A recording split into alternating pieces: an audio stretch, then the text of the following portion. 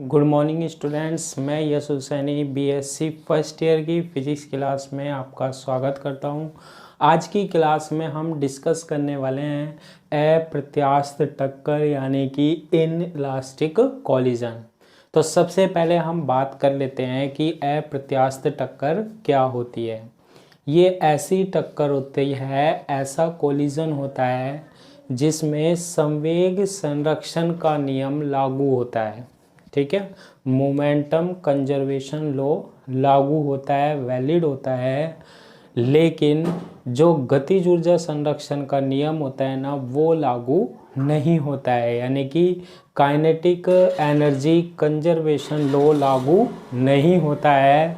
तब हमारे पास जो टक्कर होगी ना, वो कौन सी टक्कर कहलाती है? अप्रत्यास्थ टक्कर कहलाती है, इनइलास्टिक कॉलिजन कहलाता है। तो क्या डेफिनेशन बनी हमारे पास?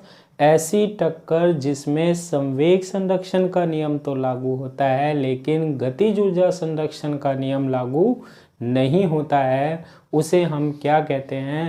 अप्रत्यास्थ टक्कर कहते हैं। ठीक है। और दूसरी बात जो आती है ना, वो ये आती है कि इसमें टकराने के पश्चात जो हमारे पास कण होते हैं, बॉडी होती है, वो चिपक कर चलते हैं। कैसे चलते हैं? हमारे पास चिपक कर चलते हैं। समझना कैसे? जैसे मान लीजिए ये आपके पास एक कण है, वस्तु है, जिसका मास या द्रव्यमान कितना है? m1 है, और ये कितने वेग से चल रहा है? u1 वेग से चल रहा है। ठीक है। आगे हमारे पास एक दूसरी वस्तु रखी हुई है जिसका द्रव्यमान कितना है? m2 है, मास कितना है? m2 है, और जिसका वेग यानी वेलोसिटी कितनी है? u2 है। अब देखो, ये यहाँ से गया, जैसे ये मान लो फॉर एग्जांपल ये ट्रक है, और ये क्या है हमारे पास? कार है। ये ट्रक यहाँ से गया और कार में हमारे पास क्या करी? इसने कोलाइड किया, टक्कर करी। टक्कर के पश्चात अब ये जो गति करेगा ना, वो कैसे करेगा? मतलब ये एक दूसरे के क्या हो गए? चिपक गए।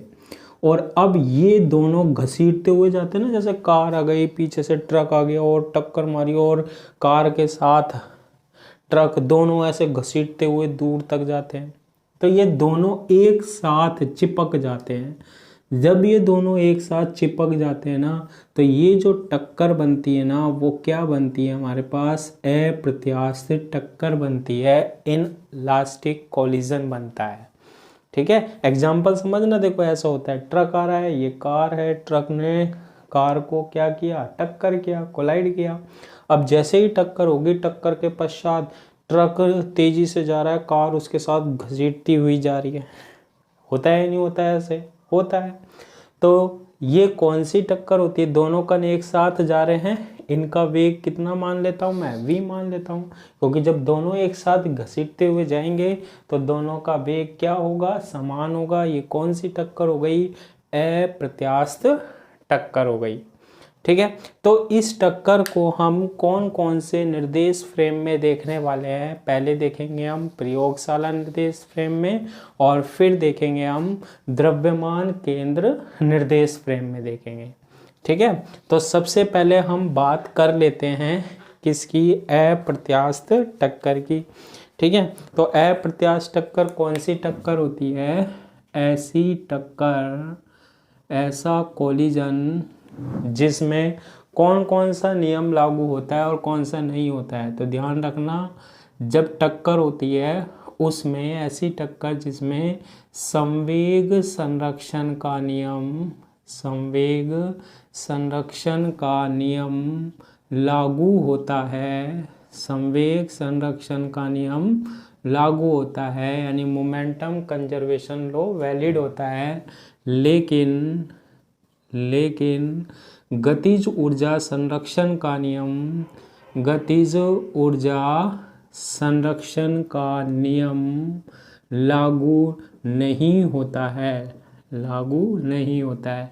यानी कि kinetic energy conservation law valid नहीं होगा इस टक्कर में। ये क्या होते हैं? संवेग संरक्षण का नियम और गतिज ऊर्जा संरक्षण का नियम। टक्कर से पूर्व कुल संवेग बराबर होना चाहिए टक्कर के पश्चात कुल संवेग के। और गतिज ऊर्जा संरक्षण का नियम क्या कहता है? टक्कर से पूर्व कुल गतिज ऊर्जा बराबर होनी चाहिए टक्कर के पश्चात गतिज ऊर्जा के, है ना। तो केवल कौन सा नियम लागू होता है? जब हमारे पास अप्रत्यास्थ टक्कर होती है, संवेग संरक्षण का नियम। तो ये लागू नहीं होता है। तो ये कौन सी टक्कर होती है हमारे पास? अप्रत्यास्थ टक्कर होती है। ठीक है, ये जो टक्कर होती है ना, हमेशा इस टक्कर में ऊर्जा की हानि होती है। ऊर्जा की क्या होती है? हानि होती है। एनर्जी क्या होती है? लॉस होती है। ऊर्जा की हानि होती है। ध्यान रखना, कौन सी टक्कर में ऊर्जा की हानि होती है? अप्रत्यास्थ टक्कर में, इनइलास्टिक कोलिजन में।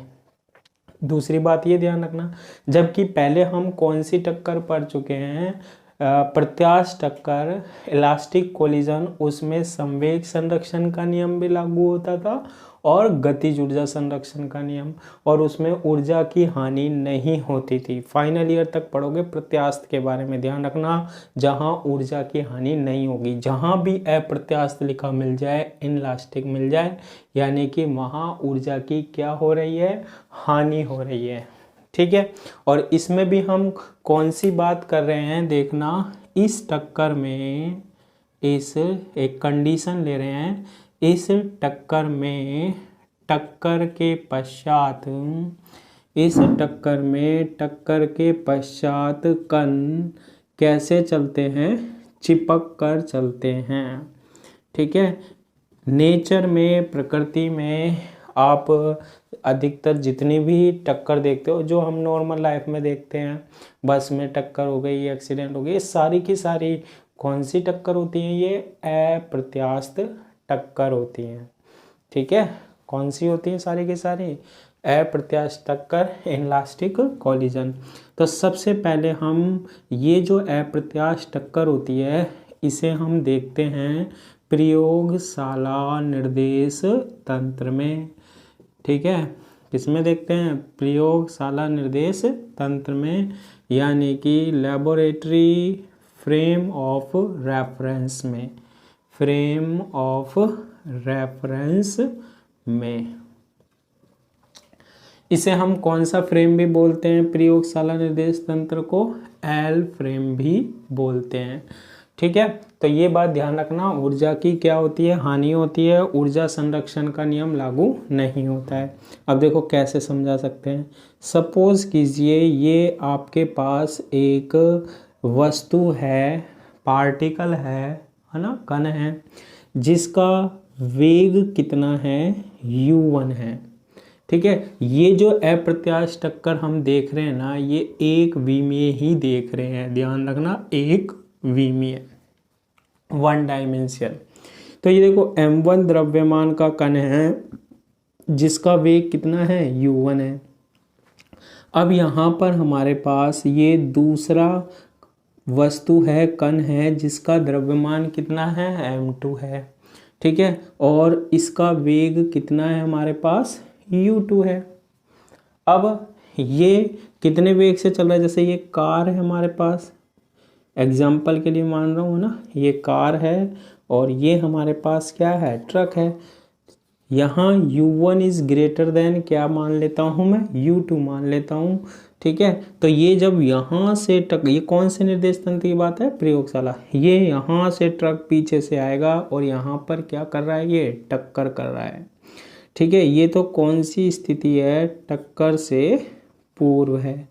ठीक है, हम क्या देखते हैं इस कंडीशन में? कब? आफ्टर कोलिजन, यानी कि टक्कर के पश्चात ये जो ट्रक है और ये कार हैं, ये कैसे चल रहे हैं हमारे पास? चिपक कर। ट्रक और कार चिपक कर चल रहे हैं। तो जितने से ये चलेगा उतने से ये चलेगा। दोनों का वेग कितना है? v मान लेता हूँ। ये m1 द्रव्यमान का और ये m2 द्रव्यमान का। पहले इनके वेग अलग अलग थे, जब दोनों चिपक जाएंगे फिर एक साथ चल रहे हैं तो इनका वेग क्या हो जाएगा, समान। जैसे पहले ये 50, इसकी स्पीड 50 है, इसकी स्पीड 30 है। जब ये दोनों टकरा जाएंगे और एक साथ चलेंगे तो इसकी स्पीड मान लो 35 से चल रहे हैं, 35 मीटर पर सेकेंड से चल रहे हैं। ठीक है, तो ये टक्कर से पूर्व वाली स्थिति हो गई, ये टक्कर के पश्चात वाली स्थिति हो गई। अब इसमें कौन सा नियम लागू होगा, मैंने अब ये भी बताया था, इसमें लागू होता है संवेग संरक्षण का नियम। केवल संवेग संरक्षण का नियम लागू होता है। संवेग संरक्षण का नियम क्या कहता है हमारे पास कि टक्कर से पूर्व कुल संवेग जो है ना वो इक्वल होता है किसके, टक्कर के पश्चात कुल संवेग के। टक्कर से पूर्व कुल संवेग इक्वल होता है किसके, टक्कर के पश्चात कुल संवेग से। तो देखो संवेग निकालो, संवेग निकालो यहाँ पर। इस कण का संवेग क्या होगा, m1 u1। संवेग का फॉर्मूला आप जानते हो, मोमेंटम का फॉर्मूला क्या होता है, p = क्या, mv होता है। तो m1 u1 प्लस ये दूसरे का क्या होगा, m2 और u2 बराबर होगा टक्कर के पश्चात पहले वाले कण कितने वेग से चल रहा है, v से ही, तो m1 v। दूसरा वाला भी कितने से चल रहा है, v से ही, तो m2 v हो जाएगा। यहाँ से हम किसकी वैल्यू निकाल सकते हैं, देखो m1 u1 plus m2 u2 = v common आएगा, तो m1 प्लस m2 इंटू क्या आ जाएगा, v आ जाएगा। ठीक है, m1 plus m2 into v आ जाएगा। तो यहाँ से हम किसकी वैल्यू निकाल सकते हैं, v की वैल्यू निकाल सकते हैं। और v की वैल्यू क्या होगी, m1 u1 plus m2 u2 upon m1 plus m2। यानी कि जब दोनों कण चिपक कर चलेंगे तो उनका वेग क्या होगा, v बराबर से ये वेग होने वाला है। इस वेग से चलता है जब हम कौन से निर्देश तंत्र में देख रहे हैं, प्रयोगशाला निर्देश तंत्र में। अब देखो यदि इसमें मैं एक कंडीशन लगा दूं कि m2 जो द्रव्यमान का कण है, m2 मास का जो पार्टिकल है, वस्तु है, वो क्या है, स्थिर है। अगर ये पहले से कार क्या हो, स्थिर हो, और ये पीछे से ट्रक आके क्या कर रहा हो, इसमें टक्कर कर रहा हो, तो फिर क्या होगा, उस स्थिति में जब ये m2 स्थिर होगा तो m2 का प्रारंभ में वेग टक्कर से पूर्व वेग, क्योंकि ये खड़ी है बस, चल ही नहीं रही है कार, तो u2 क्या होगा, 0 होगा। और u2 = अगर हमारे पास क्या हो जाता है, 0 हो जाता है, तो हमारे पास जो वेग आएगा ना वो कितना बचेगा, देखो u2 0 कर दो, m1 u1 upon m1 plus m2। तो ये हमारे पास क्या आ गया, हमारे पास वेग आ गया। ठीक है, लेकिन आप कहोगे कि ये कंडीशन कब है, तो ये ध्यान रखना, ये m1 द्रव्यमान का कण है, ये कितने से चल रहा है, u1 वेग से। ये दूसरा m2 है, इसका वेग अब u2 = क्या है, 0 है। ये कब की कंडीशन है, बिफोर कोलिजन, यानी कि टक्कर से पूर्व। अब टक्कर के पश्चात क्या होगा, m1 और m2 दोनों गतिशील हो जाएंगे और कितने वेग से चलेंगे, v वेग से। ये कौन सी स्थिति होगी, कौन सी कंडीशन होगी, टक्कर के पश्चात। होता है या नहीं होता, जैसे एक कार खड़ी है, पीछे से ट्रक आया, अब ट्रक कार के पीछे से ऐसे ले जाता जाएगा, दोनों चिपक के चलेंगे, नहीं चलेंगे, चलेंगे। तो इसका जो वेग है ना वो कितना है हमारे पास, v है। कितना है हमारे पास, v है। ठीक है, तो इस तरीके से हमने ज्ञात कर लिया कि टक्कर के पश्चात जो वेग होगा वो ये इतना होता है। लेकिन कंडीशन मैंने ये लगाई है जब दूसरा पार्टिकल क्या हो, स्थिर हो और गतिशील होगा तो ये वेग होता है। अब मैंने एक बात कहा कि गतिज ऊर्जा संरक्षण नियम लागू नहीं होता है, यानी टक्कर से पूर्व कुल गतिज ऊर्जा टक्कर के पश्चात कुल गतिज ऊर्जा के बराबर नहीं होती है। कौन सी टक्कर में? अप्रत्यास्थ टक्कर में। ठीक है, इलास्टिक कोलिजन में बिफोर कोलिजन जो काइनेटिक एनर्जी होती है ना, वो इक्वल नहीं होती है आफ्टर कोलिजन काइनेटिक एनर्जी के। क्योंकि इसमें कौन सा नियम लागू नहीं हो रहा है? गतिज ऊर्जा संरक्षण का नियम लागू नहीं हो रहा है। ठीक है, तो इसमें क्या होता है, जब इस तरीके की टक्कर जो होती है ना, जिसमें बाद में चिपक कर जा रहे हैं, ऊर्जा की हानि होती है। ठीक है, मैंने यहाँ भी लिखा है कि ऊर्जा की क्या होती है? हानि होती है। अब इस चीज को भी हम चेक कर सकते हैं कि ऊर्जा की हानि हो रही है या फिर नहीं हो रही है। ठीक है, ऊर्जा की हानि यानी एनर्जी का जो लॉस हो रहा है ना, वो होता भी है या नहीं होता है। तो देखो, इसको हम कैसे पता लगा सकते हैं? इसको ज्ञात करने के लिए सबसे पहले मैं इसी कंडीशन को देख रहा हूँ जब मैंने u2 बराबर 0 लिया, यानी इस कार को, जो कार माना था ना, इसको मैंने क्या कर रखा है? स्थिर, खड़ी है भाई ये तो, इसे तो खड़ा ही रहने देना चाहिए। और पीछे से आया ट्रक, दे दी कार में टक्कर, दे दी, और घसीटता हुआ ले गया, तो दोनों साथ साथ चले, चिपक कर चले, और दोनों का वेग जो वेलोसिटी होगा वो भी क्या हो गया? समान हो गया। अब ऊर्जा की हानि देखते हैं। ठीक है, गतिज ऊर्जा संरक्षण का लाभ लागू नहीं हो रहा है। तो देखो, सबसे पहले हम देखते हैं क्या टक्कर से पूर्व कुल गतिज ऊर्जा कितनी होती है? टक्कर से पूर्व कुल गतिज ऊर्जा, इसे मैं K1 से डिनोट करता हूँ। कर दिया डिनोट? कर दिया। अब देखो, टक्कर से पूर्व कौन सा कण चल रहा है? केवल बताओ भाई, कार तो स्थिर है, उसमें कोई ऊर्जा नहीं है, कोई गतिज ऊर्जा नहीं है। यही तो ट्रक आ रहा है चल के, इसमें गतिज ऊर्जा होगी। इसका वेग तो 0 है। गतिज ऊर्जा का फॉर्मूला हाफ mv² होता है। तो क्या होगा बताओ? टक्कर से पूर्व गतिज ऊर्जा हाफ m1, और इसका वेग कितना? u1²। बाकी इसमें तो गतिज ऊर्जा नहीं होगी क्योंकि इसका वेग 0 होता है। अच्छा, टक्कर के पश्चात गतिज ऊर्जा क्या होगी? टक्कर के पश्चात यानी आफ्टर कोलिजन कुल गतिज ऊर्जा क्या होगी? अब बताओ, दोनों पार्टिकल चल रहे हैं या नहीं चल रहे? दोनों कण चल रहे हैं या नहीं चल रहे? दोनों चल रहे हैं। ठीक है, क्योंकि चिपक कर चल रहे हैं, साथ साथ चल रहे हैं भाई। जितने से तू चलेगा उतने से मैं चलूंगा। तो ये v से चल रहा है तो ये भी v से चल रहा है फिर। ठीक है, जैसे 30 की स्पीड से खींच रहा है वो, 30 से ये चल रहा है तो 30 से ये चल रहा है भाई, है ना। तो हम यहाँ पर इसकी गतिज ऊर्जा निकालते हैं। देखो, हाफ mv² होता है, हाफ m की जगह पहले वाले कण m1, और वेग कितना है? v²। दूसरे कण के लिए गतिज ऊर्जा हाफ m2v²। तो दोनों कण की गतिज ऊर्जा, दोनों पार्टिकल की काइनेटिक एनर्जी को हमने क्या कर दिया? जोड़ दिया।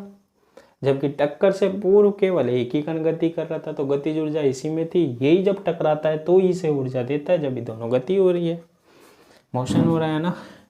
तो K2 हमारे पास क्या आएगा? देखो, दोनों में v² क्या है? कॉमन है, तो हाफ भी कॉमन आ रहा है ना। हाफ कॉमन ले लिया तो क्या बनेगा? m1 प्लस m2, और v² भी कॉमन आ रहा है तो v² भी मैंने कॉमन ले लिया। अब इसके बाद मैं यहाँ पर क्या करता हूँ? एक अनुपात निकालता हूँ, एक रेशियो निकालता हूँ K2/K1 का। क्यों निकाल रहे हैं ये? हम ये देखना चाह रहे हैं कि क्या टक्कर के पश्चात सच में गतिज ऊर्जा की हानि होती है या नहीं होती है? ऊर्जा की हानि हो रही है या नहीं हो रही है, इस बात को जानना चाह रहे हैं।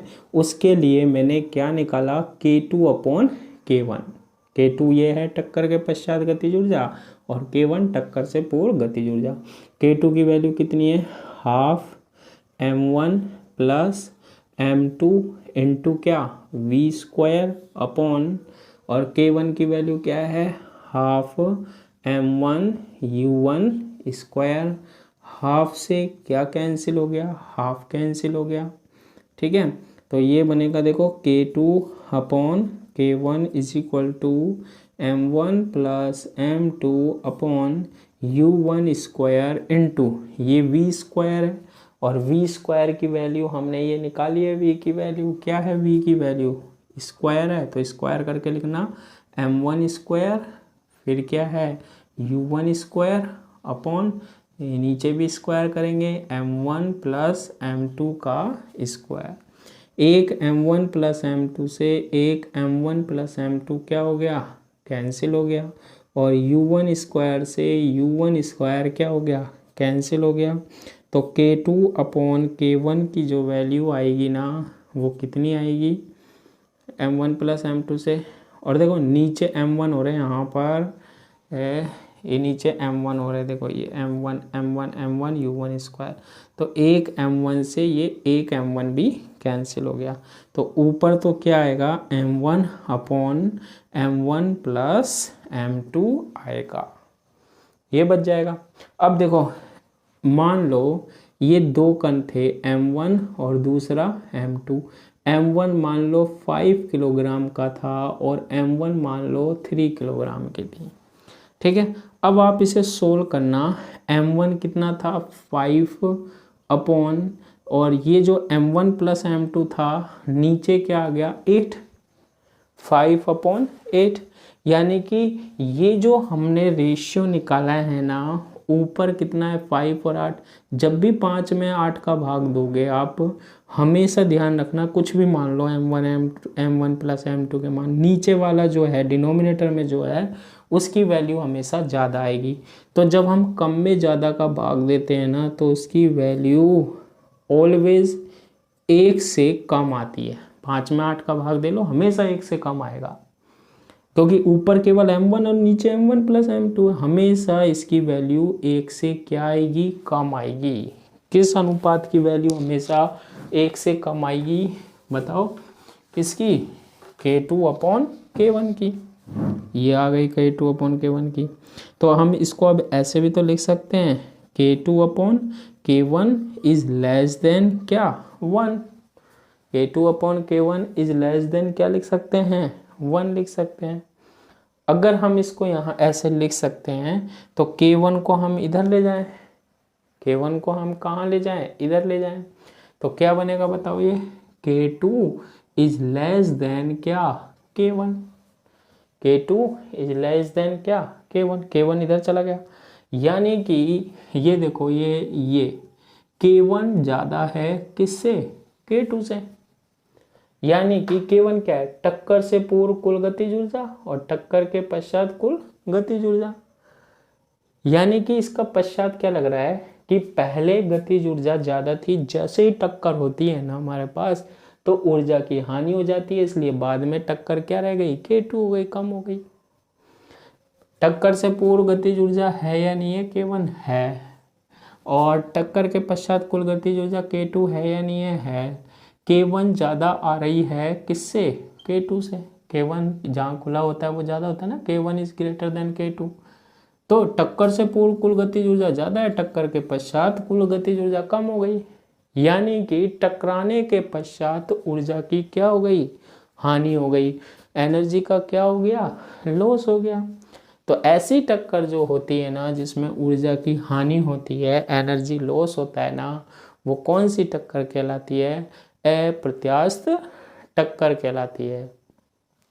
ठीक है, तो हम लिख सकते हैं अतः अप्रत्यास्थ टक्कर में, इनलास्टिक कोलिजन में, अप्रत्यास्थ टक्कर में टक्कर के पश्चात क्या गतिज ऊर्जा या ऊर्जा, ठीक है, टक्कर के पश्चात क्या काइनेटिक एनर्जी गतिज ऊर्जा का मान पहले की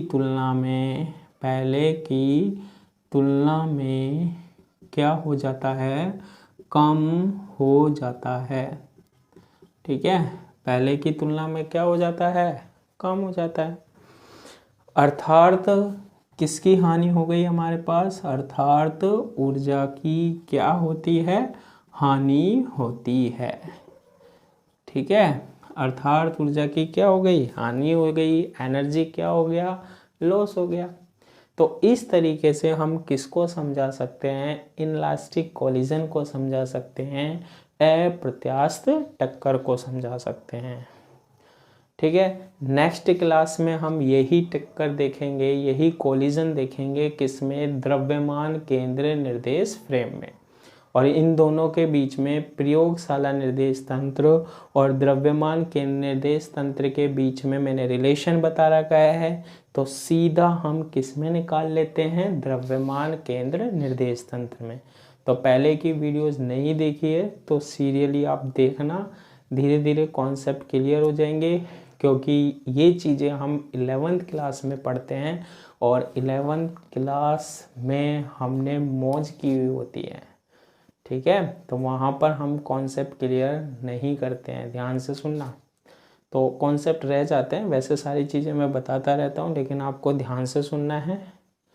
अगर कोई चीज़ समझ में नहीं आती है तो उसको आप कमेंट कर देना, मैं उसका जवाब दे दूँगा। ठीक है, तो आज की क्लास के लिए इतना ही। Thank you.